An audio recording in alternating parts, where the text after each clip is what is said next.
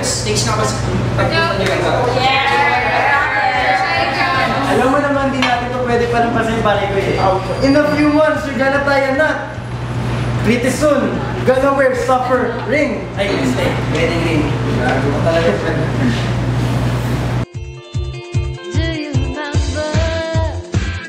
Oh, Pao! Nakarating ko lang, nagmumukha ka na lang sa gilid. Dapat nagsabaya tayo ngayon eh. Pero sige, anong problema mo, Paolo? Kailangan ko rin tunay na pagkatao. Hindi ko kinakaya.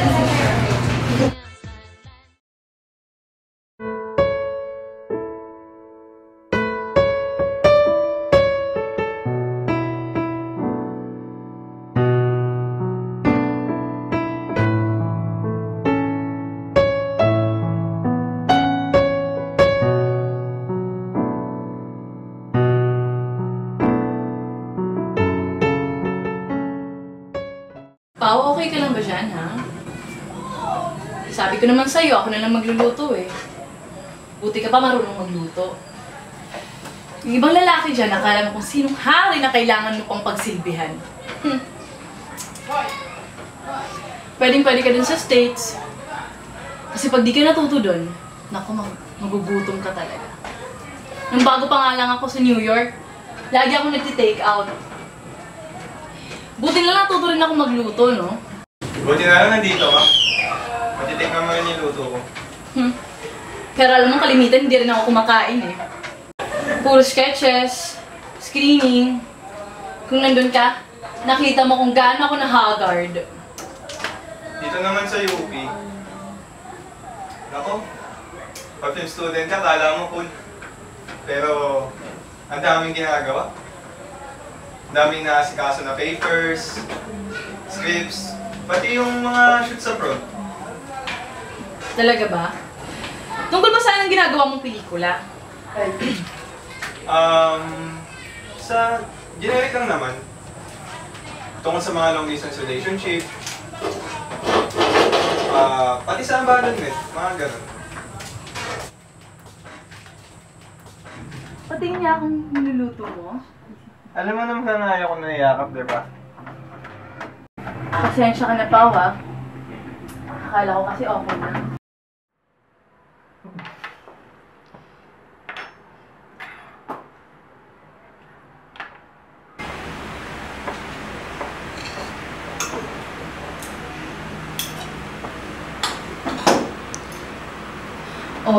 Kumusta naman yung paghahanap mo ng trabaho?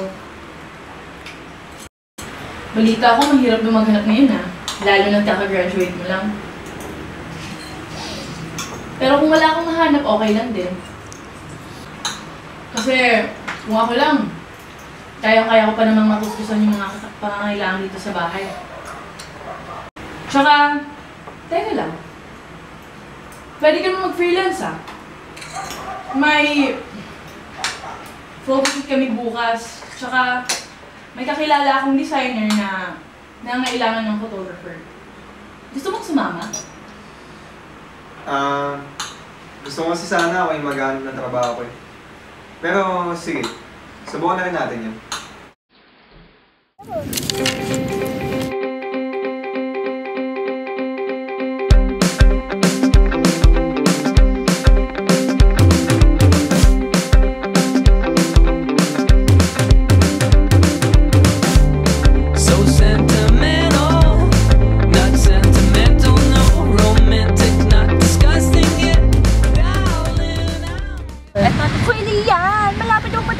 Tapos naku, baka biglang umulan, ay naku, dads tayo. Oo, isang gabi lang naman kailangan i-model. Saka kailangan ko umuwi na maaga. Distribution of course, Patricia eh. Hirap maging single mom, wala kang karamay. Kung kaya ko lang hatiin yung sarili ko para magawa yung trabaho ko at responsibilidad bilang ina, gagawin ko. Pero kahit ganun, gumagaan ang pakiramdam ko kapag nakikita ko mataas ang grades ni Patricia. O ikaw, kid. Uuwi ka ba na maaga? Kung nakaloka kayo, sino namang uuwihan ko sa bahay, Aber?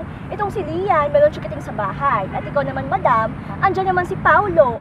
Eh ako, bumili lang kaya ako ng aso. Alam niyo, huwag kayong ganyan.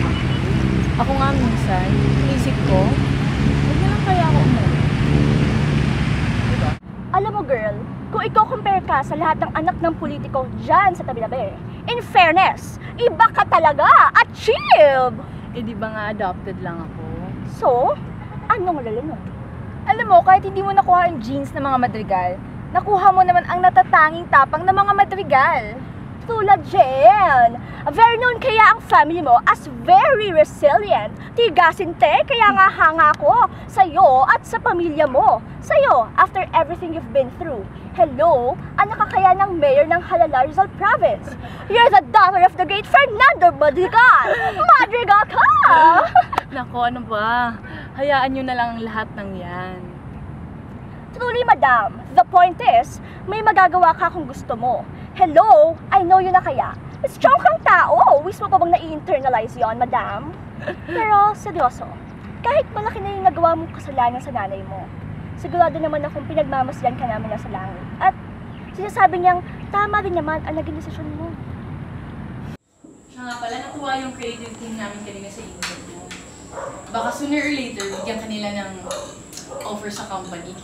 Magandang opportunity yun. At makakasama na rin kita. Nakita kita kanina. Kasama mo yung mga office mates mo. Tapos nakatingin kayo sa akin.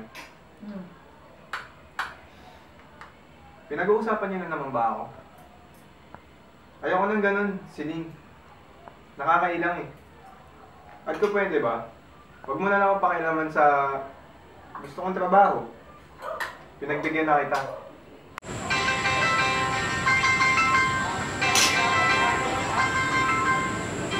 Oh, hello. Andyan na kayo? Oh, sige, antayin lang ako dyan. Sige. Bye-bye. Sino yan? Sina AJ?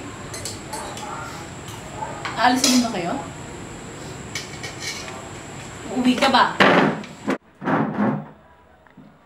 Alis na ako. Umuwi ka ha? Uy, Pao! Sakto, simula lang namin ni Caleb. Basta ka naman ah. Tagal mong nawala ah. Hindi ka nakakasama sa mga lakad ah. Masyado kang seryoso. Look at me. Living my life. Just go with the flow. Enjoy. Kaya nga eh. Alam mo naman ayaw ng ganito magastos eh. Alam niyo naman may kasal pa ako sa beach. Kung di lang mahal yung pagkakaibigan natin eh. Sing nata ito. Andito nga tayo para mag-inuman. Magsaya. Kalimutan mga suliranin. Ayun ako, AJ. Wala ka pa rin pinagbago. Ay, oo nga pala. Tapos na nga pala kayo. May bago ba? Ikaw ang dapat kinakamusta. Kamusta naman ah? May bago ba? Wala naman. Siguro naging busy lang ako sa paghanap ng trabaho. Pero alam mo yung pakiramdam na gusto mong magkaroon ng rason para may pagpatuloy yung pagkuha ng litrato. Alam naman namin yung walang kamatayang photography eh. Kaya, anong wala? Wala o walang nag-iba? Hindi ganun madaling magdesisyon. Lalo na't nakapangako ako.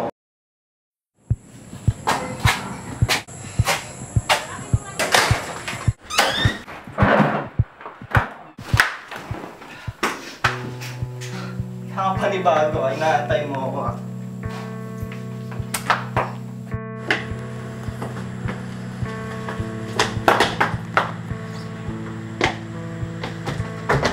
Kasi dati parang ako lang yung lagi nag-aantay eh. Nag-aantay sa mga kasagutan, sa mga tanong na laging gumugulo sa isip ko. At bakit sa dinami-dami ng tao, bakit ako pa? Bakit mo nagawa yun? Hindi mo man lang naisip kapakanan ko?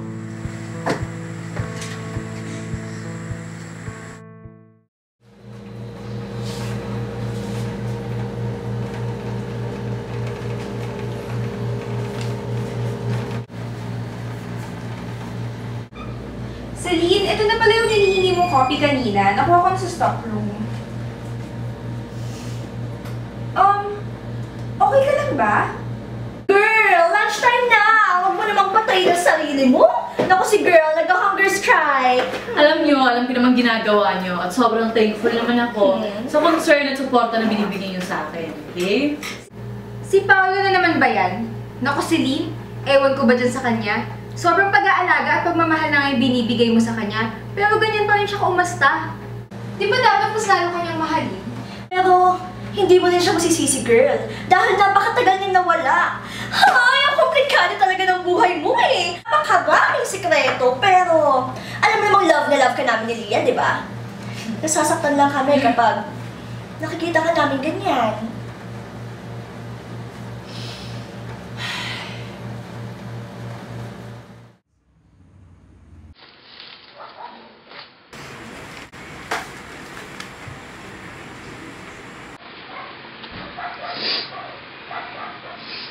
Miss na kita. Hindi ko maunawa kung ba't nawala ka agad. Paolo? Hindi pa ba sapat? Alam mo bang ginagawa ko to lahat para makabawi sa mga panahon na wala ako sa'yo? Pasalamatan mo ang sulat na to. At ang pagmamahal ko kay Mami na sundin ang kanyang hiling.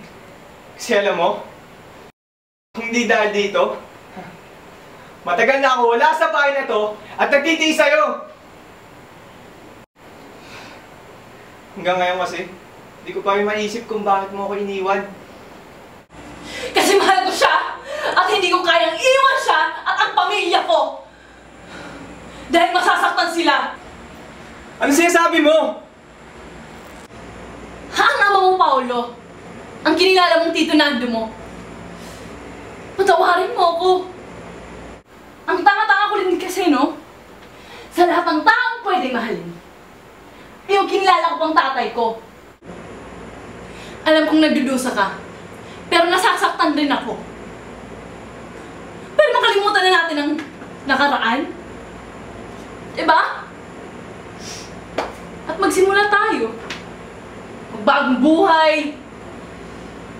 Bilang isang mabuting ina. At isang anak ko. Alam mo naman di ganun kadali yun, di ba? You're fucked up. We're so fucked up.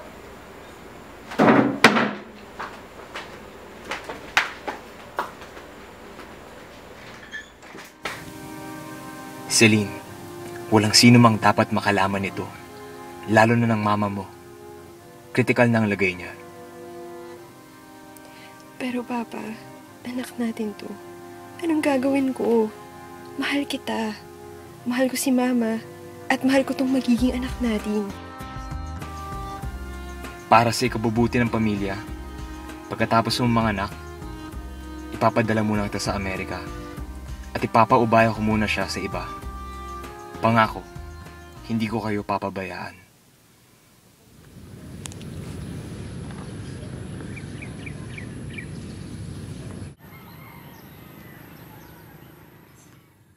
Kaya pala ang gaan-gaan ng loob ko sa'yo.